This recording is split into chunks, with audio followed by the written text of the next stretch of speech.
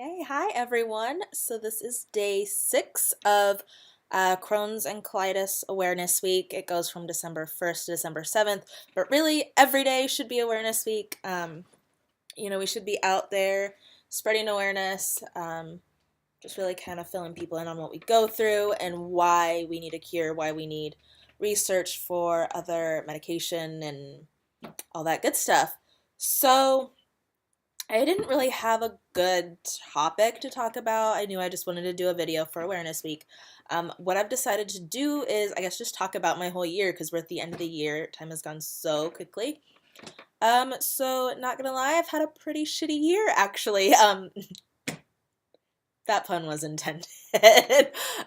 um, so in about April, I started to flare. It started, just kind of blood here and there, started more, then it got to the point where I was frequently going to the bathroom, urgently having to go to the bathroom, not really feeling comfortable leaving my house. So, got a hold of my GI, and we're like, well, everything so far else has failed. So then it was now time for a biologic. So I actually got to choose which one I wanted to do. I got to choose between Humira, Entyvio, and Remicade. I went ahead and chose Humira just because I can do it myself at home, shot once every 2 weeks. So went ahead, did that, and this was can't think. My GI's, he's not, I don't know if he's really an assistant, but whatever. So then I talked to like my main GI. He wanted me to go ahead and get scoped, came back. Shocker, I've got inflammation. Yeah, no duh. So he said, okay, then yeah, we'll go ahead, approve the Humira. So I started that. Took a long time. So the urgency of things slowed down. And some of the frequency had slowed down kind of right away. But I would say it took basically that full 12 weeks that they say to really like, okay, this is working. But unfortunately for me, once I got to that point, I had other issues not related to UC at all. So I ended up going to the emergency room. I was having really bad pain in my right side, like rib cage. It was like someone was sticking a screwdriver into my rib cage, and I was thinking maybe it was my gallbladder or something. So no, come to find out, I had a blood clot in an artery near my lung, which they are pretty sure is from birth control. They did all the tests, genetic testing, all that stuff for blood clots. It all came back fine. So hopefully it was just a fluke. I don't know. But strangely enough, while I was in the hospital for this, my hemoglobin dropped, so they had to give me a blood transfusion. No one knows why. To this day, still don't know why.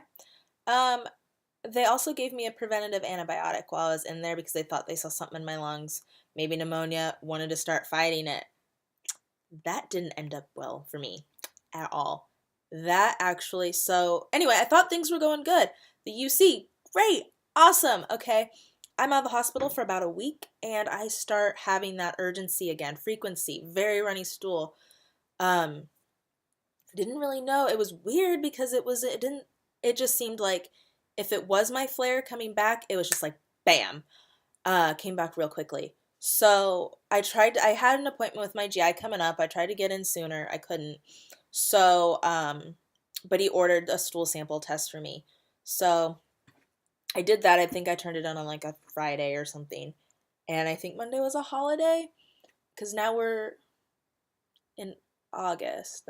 No, we would have been in September, I guess. So it was Labor Day, right? I was in the hospital in August with the blood clot, like kind of end. Coming back positive for C. diff. Over the past 9 years, been checked for C. diff a lot, never had it. Not so lucky this time, and you know it's serious. You don't know how serious until you have it. Because of C. diff, so either I got the C. diff from the antibiotics or just being in the hospital itself, because that's where that stuff like lives. I had the worst month and a half probably of my life. Really I think it was worse than even 9 years ago when I was first diagnosed with ulcerative colitis, just because I felt like even then it was kind of like we were working on more and more things and getting progress. And really, for like the first 2.5 weeks of me having C. diff, there was nothing, no improvement, and not really any changes of anything to get me there. It was awful. It was like the extreme flu constantly. I, but well, first of all, constantly going to the bathroom, just pretty much liquid, urgently having to go, some stomach cramping, and I was nauseous all the time, constantly nauseous. That was the worst part, was the nausea. Um, and eventually they gave me Zoloft, didn't, Zofran, no. One of them I think is like anxiety and depression, and the other, I don't know, whatever's supposed to be for nausea. Anyway, that's what I was doing. Didn't really work. So then they ended up giving me, and this was, I don't know, 3 weeks or so in, promethazine, which is also Finnegan, something like that. It finally helped, and it made me really sleepy, but I would rather just sleep than be in constant nausea. So not only was I always nauseous, I would throw up on occasion too. So it would be go to the bathroom, come back, throw up, try to eat something, throw up, go to the bathroom. Sometimes throw up while I'm going to the bathroom. Not fun. Very weak.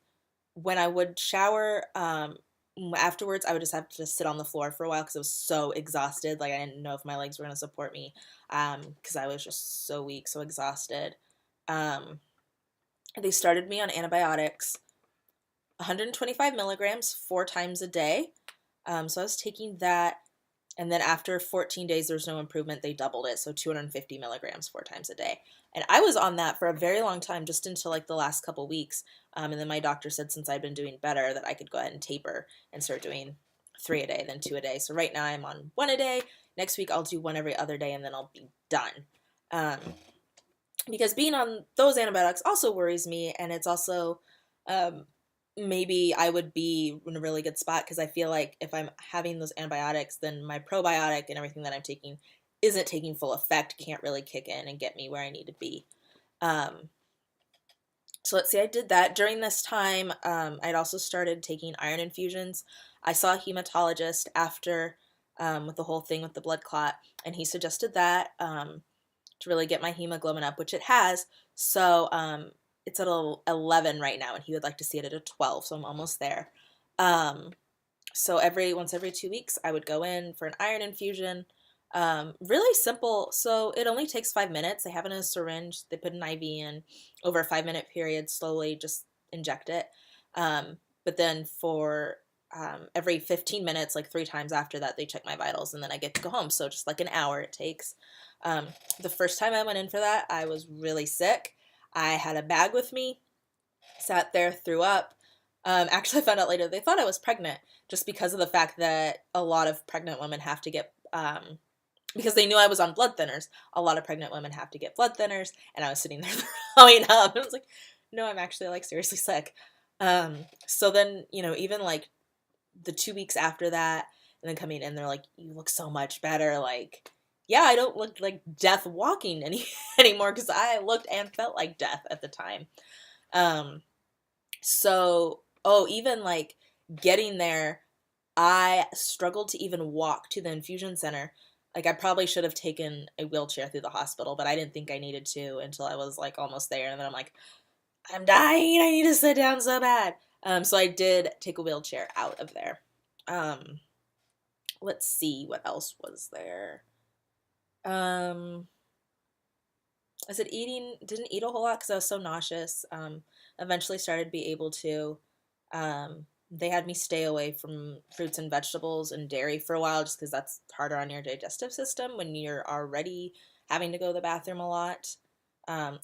Anyway, so yeah, also taking blood thinner shots, twice a day. So first they had me on a pill, and then the hematologist was like, this can actually cause more GI bleeding, so let's switch you to something that won't affect you that as much. So 2 shots, one in the morning, one at night, need to be 12 hours apart. Now it's getting kind of annoying to do. It wasn't a big deal before because I wasn't doing anything but laying in bed anyway because I was so sick. But now that I luckily have somewhat of a life back, um, they are going to switch me. So I think I have like 7 days, maybe like a week left. And then once I'm out of that, I'm going to switch to a shot that I only have to take once a day. So that'll be a help. I'll probably just take it in the morning, be done with it. Still taking the Humira, having some bleeding, sometimes none, sometimes more than others, morning and night. So it's basically like once I wake up and the last time I go to the bathroom before bed are usually like the worst. But other than that, not really going at all during the day, which is great. Able to do normal people things, going back in the office a little bit more, going to hockey games, I don't know, just, whatever, and not really having to worry about all that. It's just a matter of needing to take my shot with me or take it before I go, but hopefully that'll be done soon. Still on Lialda for a day. I personally don't really know if it does anything, but I don't want to screw anything up right now. I tend to sometimes experiment on my own. Maybe I'll do that later, but I just want to get in a good place, have nothing wrong, for once. Like, that would be ideal. So that is it. That's been my year. Like I said, it has sucked. August through September were awful. Finally, the beginning of October was better, which was good because October is my favorite for a lot of you. You guys know that I love Halloween and fall. So I didn't really get to do all the activities I normally probably would have done just because I was still tired, not necessarily feeling up to it. I started going, and this was even, I think, before the C. diff, I started going to therapy, seeing a therapist every 2 weeks. I love it. It's great. It's like a soundboard. Like, I can just go in there. I talk about whatever to her. And she's a non-biased, non-involved person. And we talk about a lot of stuff. And sometimes we just go in there and just start talking about, like, we were just talking about Alexa the other day. Like, so, I mean, sometimes I think I'm a person that lets stuff get bottled up and then it all just explodes. So I think seeing her really helps with that. I definitely suggest it to anyone who's been curious about it. I know that a lot of us with IBD have depression, anxiety, and so really, we do talk about my health and it's good, but we talk about other stuff too.